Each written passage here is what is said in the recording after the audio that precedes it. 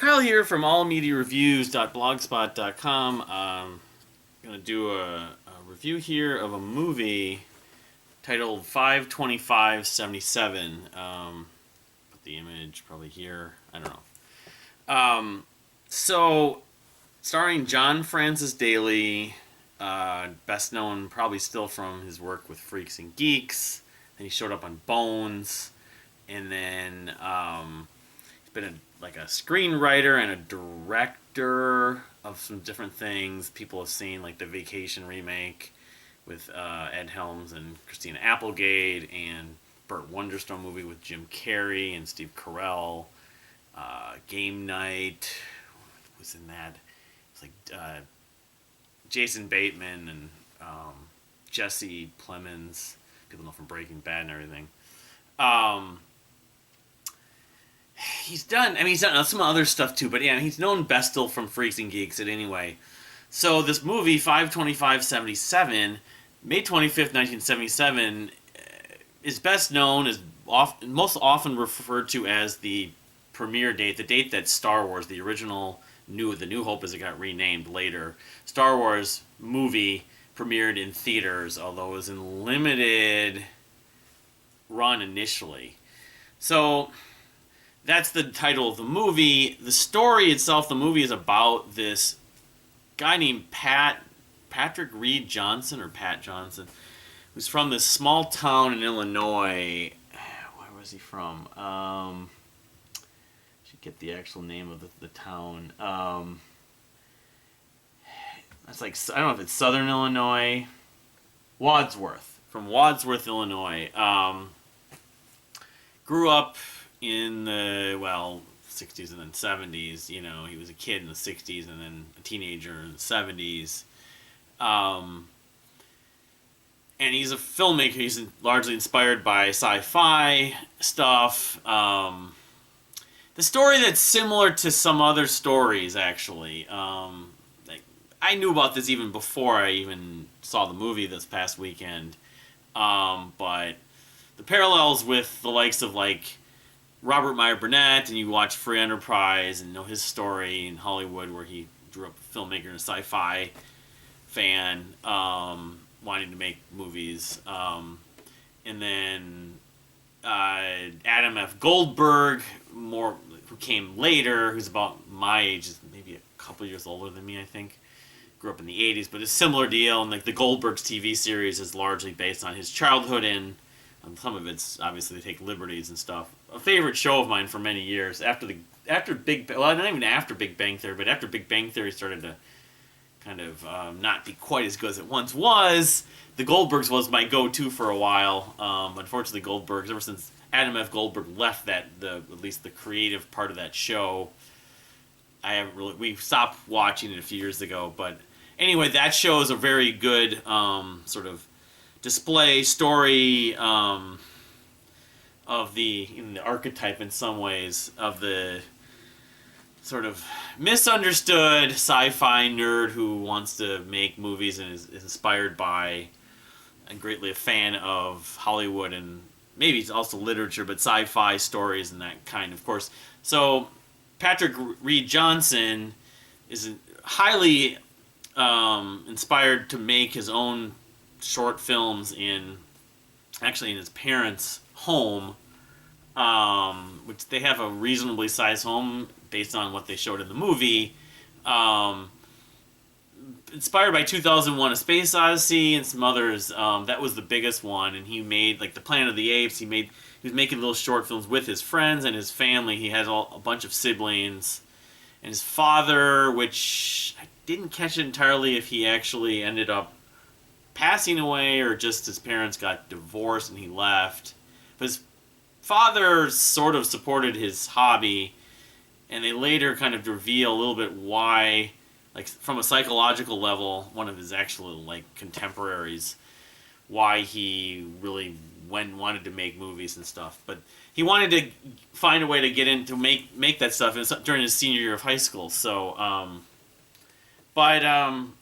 anyway, the thing about this movie is it stars John Francis Daley. It has a couple other people that were Hollywood known. But Patrick Read Johnson has worked in Hollywood, but unlike even Robert Burnett and Adam F. Goldberg, probably hasn't had quite the same level of success. I was telling this description to my wife, and she was saying that, so it sounds like it was kind of like a vanity project of his, this movie based on, like a biopic based on his life. Cameron Crowe did it a little bit with Almost Famous, and it's not unprecedented. Some filmmaker in Hollywood wants to make a movie about his life. It's happened several times. The difference being Patrick Read Johnson's level of sort of success in Hollywood is not super high. I mean, it's not like he had nothing. Looking at his exclusive credits, he worked on Bill and Ted's Excellent Adventure. He wasn't the screenwriter, director, or producer or anything, but he did work on it.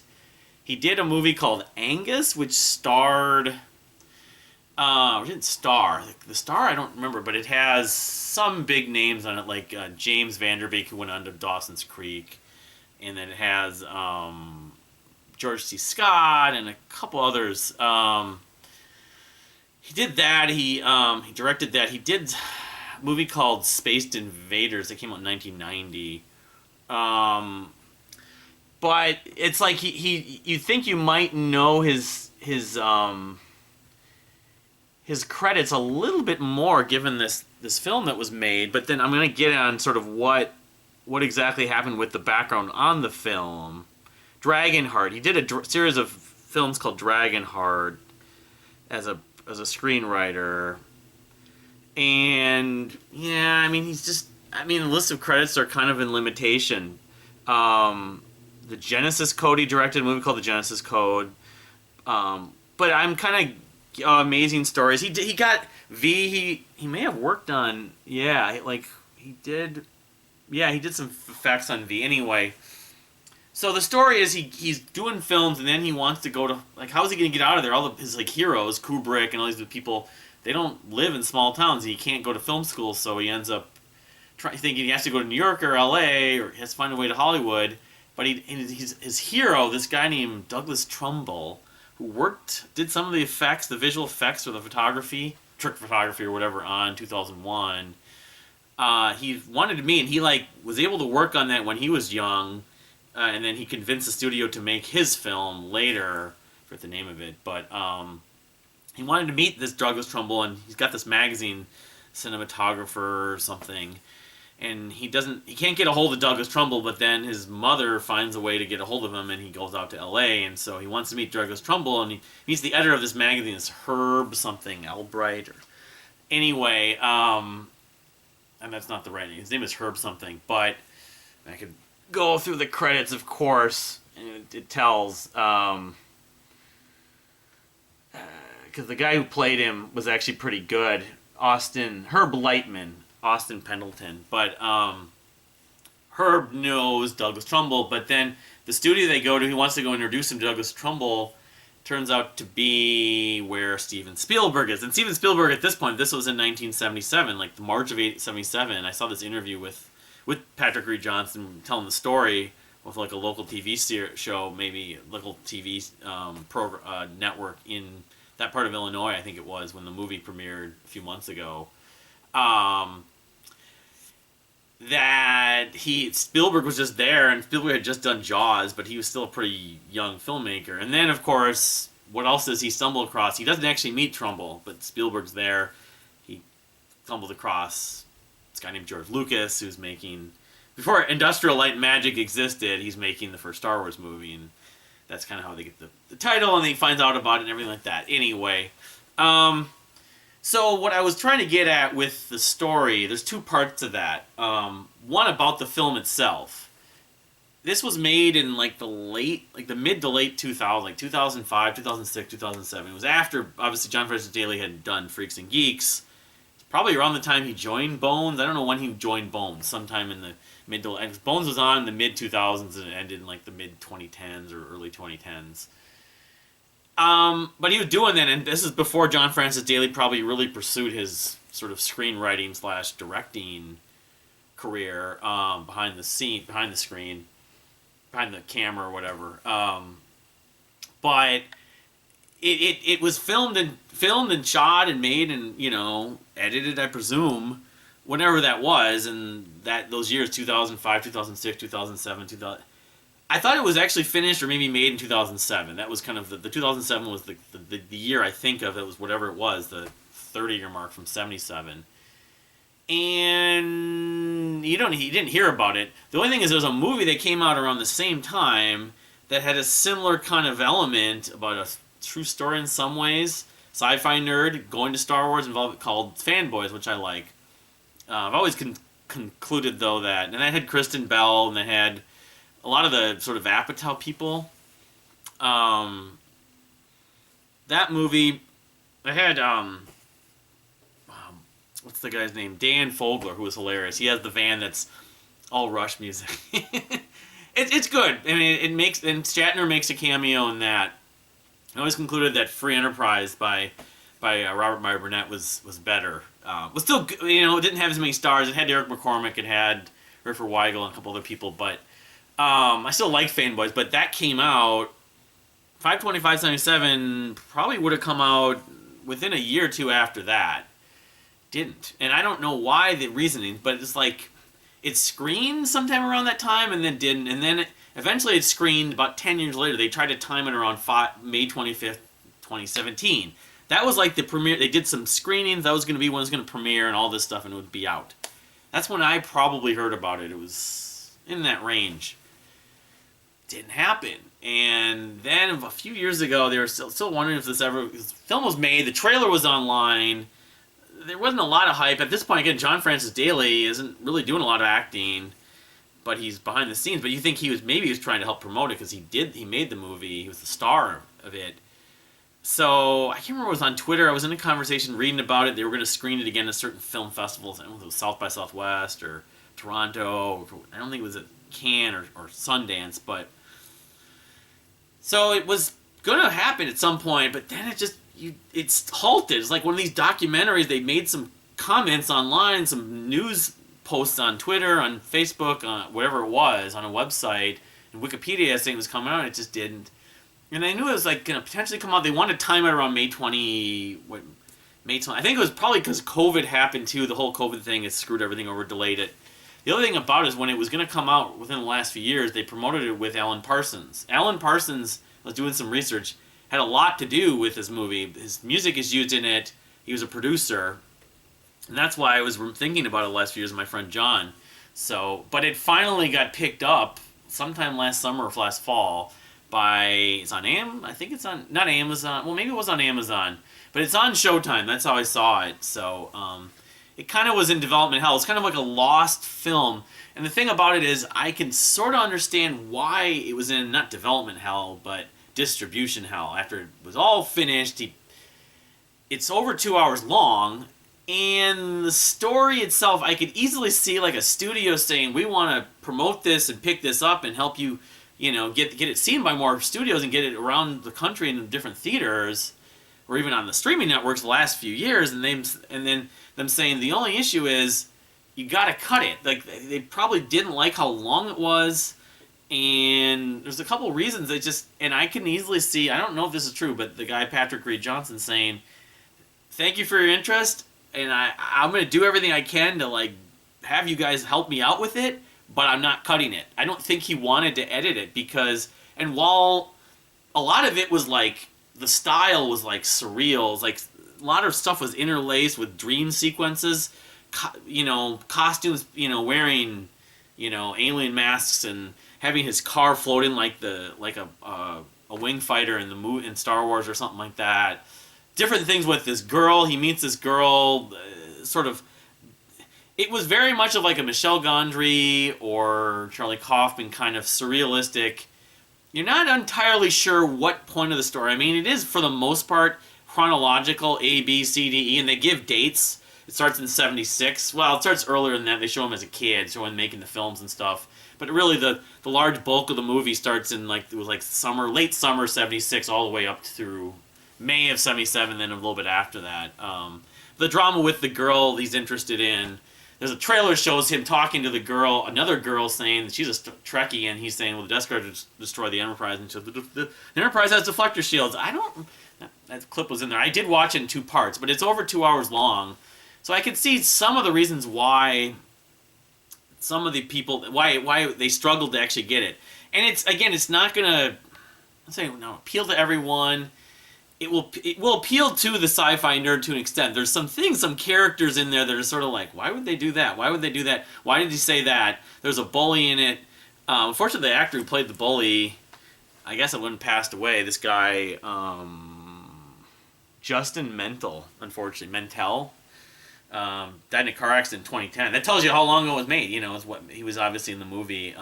He's not like a bully. He's like, it's weird, related to the girl he's dating and stuff, and there's a weird kind of relationship melodrama that happens as a secondary plot, but sometimes becomes the primary plot.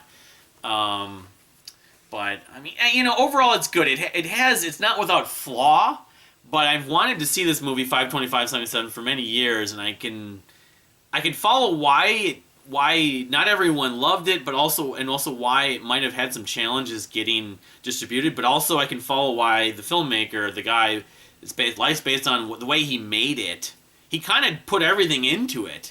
It probably took him many years to finish all the editing. To get the rights to it. He had a lot of 70s music from 10cc's I'm Not in Love. He kept on playing that over and over. Whenever he sees a girl he falls in love with who's into sci-fi, he kept on playing the same little clip from I'm Not in Love, the 10cc song, to Argent, because it was set in 76 and 77, so that, and Alan Parsons and... of course, they use a lot of Star Wars clips. That was the other part that I'm sure took some work, is getting the right to use clips from Star Wars, all the sort of property and the copyright stuff for a lot of the Star Wars stuff. They used 2001, Close Encounters, Planet of the Apes, some other stuff. So, but overall, it's a good movie. I actually think it would bear repeated viewing because there's just stuff that they show fast and like these surreal... kind of interlaced dream imagery clips with costumes and alien masks and different parts. Like he's walking in to meet this guy Herb, and he's in an alien mask. It's like, how does that happen? It's all happening in his mind. There's a lot of dream sequences. It's not one straightforward film. I think maybe he's inspired by people like Gondry and Charlie Kaufman. Even though this guy, he's about probably the same age, at least as those guys, but. He's inspired by other people, obviously, but, so, yeah, I mean, I also think there's part of the thing about his career I was just kind of thinking about. Myself, I tried to get involved in radio about almost 30 years ago, and I interned at a major market radio station, and kind of got the impression that it's not all that it's cracked up to be. It's a lot of work. It's more, you think that your dream job, you get to just talk about sports all day or whatever, talk about music all day, would be just the best thing. You get to play your job is to play around, to do fun stuff, and the business part of the job actually ends up being the primary focus and it being a struggle, and there's a lot of issues with it. I'm wondering partly that the character, the Pat Johnson character, when he went out to Hollywood and met Spielberg and George Lucas and saw everything from a small town, he kind of got the impressions that maybe I'm getting a little far ahead of myself. And so that's why after this, he didn't end up doing a ton of work in Hollywood, at least to his credits. He might have had just normal jobs or something. Maybe he worked somehow related to entertainment or filmmaking. Maybe he was an editor at a magazine. I don't know, until he started really doing some stuff in Hollywood in the, late 80s, early 90s. Because it was like over 10 years after that, and he was like 17 when the movie was, the period of time when the movie's set, when John Francis Daley plays him. So I'm wondering if that kind of was a similar thing. Like, Robert Meyer Burnett, Adam F. Goldberg, I'm sure had some windows of time where they probably had to do the same thing. Although I didn't get the impression maybe they had the same lulls. I don't know. But I don't know, that's kind of the thing I relate to is like, you have your dream job, you want to work in this industry you admire, and you just have absolutely no idea how difficult it is, how everyone has that dream and to make it and everything like that. And it's like, it's not all that it's cracked up to be. I'm wondering why his resume is what it is, even though this was, 10, 15 years before you start seeing some of his work on here. And even like his stuff since like the early 90s, that period when he did Spaced Invaders, is not like highly prolific. He probably has done other work. I don't know what kind of work, but I'm not sure his IMDb profile and Wikipedia page tell everything he's done vocationally necessarily. But he did get out of that small town of Wadsworth. So, but yeah, if you can see it, check it out. It's for if you're into sci-fi and filmmaking, and it's a long movie. It's got the melodrama with the girls and stuff like that, and But if you I like John Francis Daley. I liked him in Freaks and Geeks a lot, and his directing and screenwriting career has sort of been hit and miss, I guess, for the most part. But yeah, so big thumbs up. So if you've seen it, please subscribe if you haven't subscribed. Thank you for watching. We'll see you next time.